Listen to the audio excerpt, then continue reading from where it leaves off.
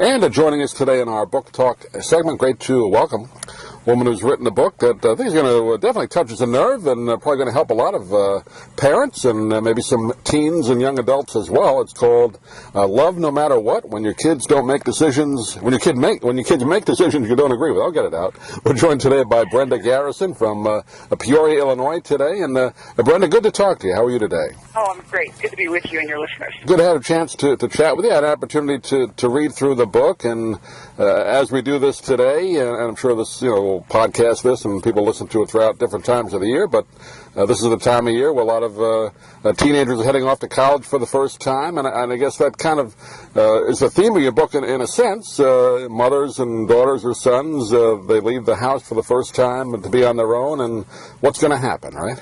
Right, and it can be any decision, really, that a kid makes that the parents don't agree with. It doesn't even have to be a bad decision. Sometimes parents get all upset over something that it's just not their preference. But, we have ample opportunities to get gnarly with our kids, and we just have to do our best to not do that because it's really going to damage our relationship with them. I like how you kind of lay out the book. You do your story, and then you gave your daughter an opportunity to kind of to add hers there, so you get both sides. Yes, and so many parents have said this is like the best part of the book because Katie, she just wrote what she wanted. I said, Kate, you know what, here's this chapter, say what you want about the material in this chapter, what you were thinking, what you wish I would have did differently, what I did right, whatever you want to write. And it really gives parents an insight into what their kids are thinking and how they're processing things that seem so kind of maybe simple to us or like evident to us, but kids are not seeing life the same way that we do. I know you do a lot of speaking and different kind of ministries around the country. Was this a topic that you were asked a lot about? Is that kind of what gave you the impetus to write the book? Or obviously your daughter going through the same thing now, but I mean, was that the cause of it? Not at all. When we were going through it, and then after a couple of years, things started to kind of, I don't want to say even out because things have been pretty rocky, but I kind of started to see that, other parents are going through this, but they just aren't talking about it because people would come up to me, a stranger, and pour out their stories. And I thought, they are sharing their heart with me because I'm a stranger, because I'm safe, because I know what they're going through. But we're not sharing this with the people in our lives, and we're not knowing how to respond well to our kids. I thought, if we don't, as parents of this generation, learn how to respond better to our kids, we're going to lose them. And they're not only going to keep making poor choices, but we're going to lose our relationship with them. And so out of that need and out of that passion, I started speaking on it, and parents just kept coming and telling me stories, and Katie and I, and my husband and I, and the family, we just kept staying in process. And so that's kind of how the book was birthed, so to speak. I guess, and again, an underlying theme, again, the biggest problem parents and teenagers or young adults have is the communication, right? Maybe parents don't want to talk about certain things, or they don't know how to talk about certain things with their kids, and vice versa. I think the kids think, the parents aren't going to listen to me, so I'm not going to talk to them. So I guess that's that gap there, isn't it? Definitely. And I spend a lot of time in the book talking about building that relationship with your kids in a way that worked for them. Because without relationship, we have nothing. We have no platform from which to parent. We have no way to influence. We have no way to help. And so we need to probably stop talking for a while because probably most of us are talking too much. And learn about our kid.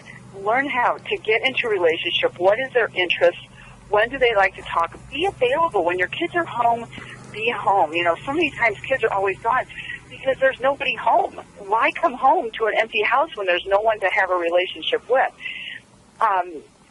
Be in relationship, and I just offer so many tips on that in the book and so many ways to do that. But build that relationship with your kids, and then from that relationship, then they can start to talk to you. And it may be just a little bit at a time, but you're starting to get insight into their life, into who they really are. It seems today, and I guess all generations have had this, outside influences that may not be very good, but I think even today there's got to be more. I mean, internet and what we just saw over the weekend as we do this with those VMA awards. I don't know if you saw that, Miley Cyrus and all that kind of stuff. I mean, influences on young people that are not good. I mean, let's be honest about it, and that's got to make it tougher as a parent to kind of get them ready and have them pay attention to you, right? Oh, definitely. And Yeah, I definitely don't think kids need to have just free reign on social media or phones or computers.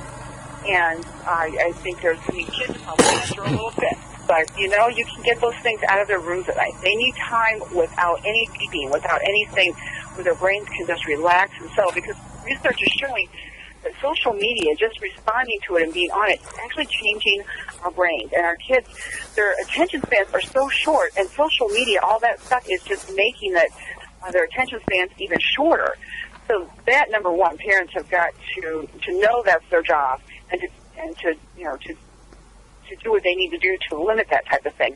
But also then take those opportunities to talk to your kids when something, not to say that we need to be watching the whole Miley Cyrus performance, but it's popping up on news and different things. Take an opportunity to talk to your kids and see what they think about it, and just have a discussion.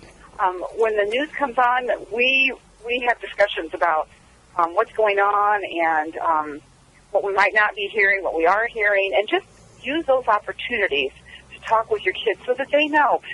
Be a critical thinker. Not everything you hear on the TV or internet or whatever is truth, and so that way they can learn to be more critical thinking and make better decisions when they get out of the house.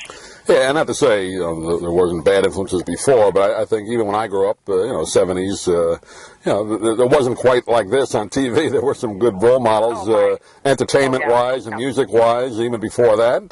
But today, I'm not sure there's hardly any that at least you can see on mainstream. You can find it, but you got to look for it. Oh, I agree. It was a much different world. I remember. I think the worst movie I saw growing up was Grease, with John Travolta. Right. So things have definitely changed. Yeah, that was a little racy, but yeah, that wasn't compared to today. That's it's G-rated, isn't it? Exactly. To talk a little bit about your daughter, obviously, is part of the book, and has writing this book together kind of helped your relationship? I guess it has, but how has it changed? Maybe that's a better question. It really helped each of us get to know each other better and to understand what the other person was going through. And while we might not have agreed with the way the other person was acting or handling it, we really got to know each other. And for a while, like I said, I had been speaking on this, and I kind of toyed with the idea of writing a book, and I knew it was going to be so painful and so much work. This book is, way more work than anything else when you're going through something so difficult. And I don't know, I just didn't feel the time was right. And who was the person that kept bugging me? Mom, when are you going to start working on the book? Mom, when are you going to start working? It was Katie. And, I had become her cheerleader, and then she became my cheerleader. And so, it really did help us to understand each other and draw closer together. And really, the difficult part, the most difficult part, is if your son or daughter does something maybe you feel is against the family morals or any type of morals that you may have instilled in the kids growing up, but maybe they decide to go a different route. That's the toughest challenge there, isn't it? It really is, and this is not this is not giving permission to the kids to do whatever they want, whenever they want. We still have, I have a list of what I call in the book the non-negotiables. These are the very few forms of boundaries in our family, and these are non-negotiables. And so if you come in the home, these are the things you'll abide by. And like I said, there are very few, but within those boundaries, then we can have a wonderful time, and they can bring their friends in, and we'll have a lot of fun together. And so I think that it's not, again, giving kids permission to do what they want when they want, but it's just learning that to not let what they do come between you and your child. Do you want that to ruin your relationship with your child? Do you want your response to ruin your relationship with your child? Personally, I came to the realization that, I have worked too long and too hard as a mom to throw it away because I want to get mad about something.